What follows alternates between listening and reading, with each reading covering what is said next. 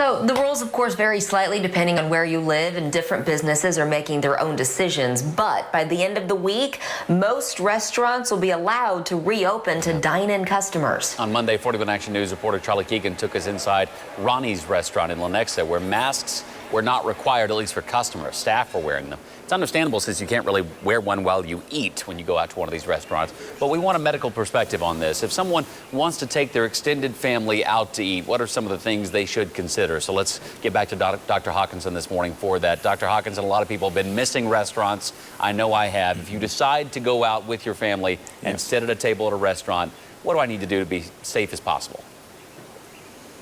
Yeah, right now when the weather's getting good, I think one of the safest things you can do is probably eat outside. That is an outdoor environment rather than an enclosed restaurant space.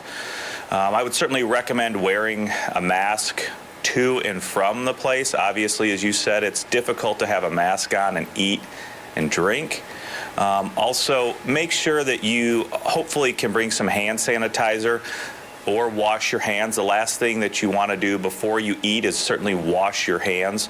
So I think those are three things that can really be done to help mitigate any risk. And most likely, or hopefully, any restaurant you go to is going to be separated.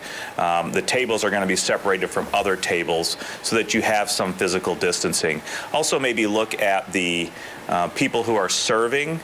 They really should be in a mask and should be doing good, adequate hand hygiene with alcohol or soap and water on a frequent basis as well. Those things will help mitigate the risk as much as possible if you decide to go out to a restaurant. Okay, many hair salons and barbershops reopening. Some reopened last week. It is impossible to social distance when you're getting your hair done, even if they are taking precautions. Is that necessarily a safe move health-wise right now to go get one of those services?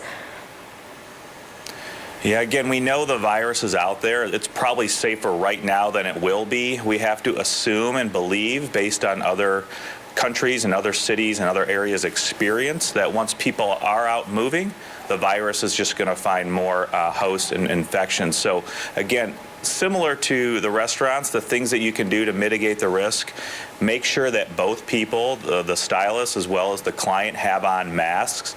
If you don't have the medical grade mask, and the cloth mask certainly will help protect other people from you, so the cloth mask in that way.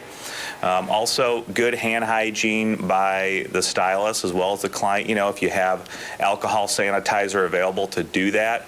Again, if you're the client or the stylist, don't be touching your face. That will help protect you from the client, and as a client, you'll be protected from the stylist as well.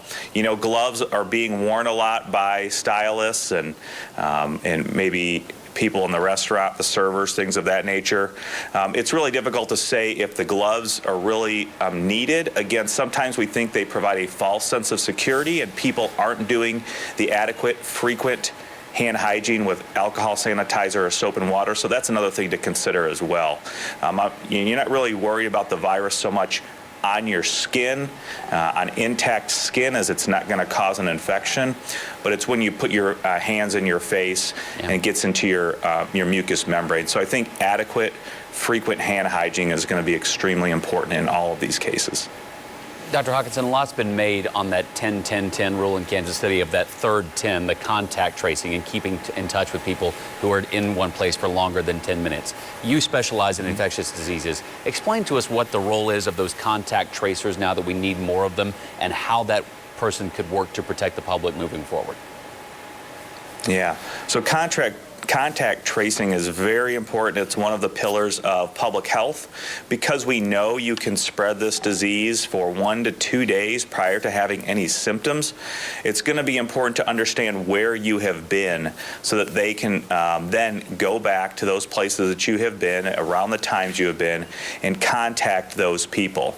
At that point, for contact tracing, testing may be in order for people that you may have had contact with, but certainly contacting those people to make sure that they are on the lookout for symptoms, and possibly even self-quarantine, again, depending what city or state that you're in as a resident of those places, even if you are eating in a restaurant, say in Kansas City, Missouri. So the contact tracing part is going to be extremely important moving forward, as well as the ability to test those people, whether that's by the PCR or any of the new tests that may be coming out. That the technology still isn't 100%, but hopefully we are getting there. So the contact tracing is going to be really, really important moving forward as we start to lessen restrictions and open up more.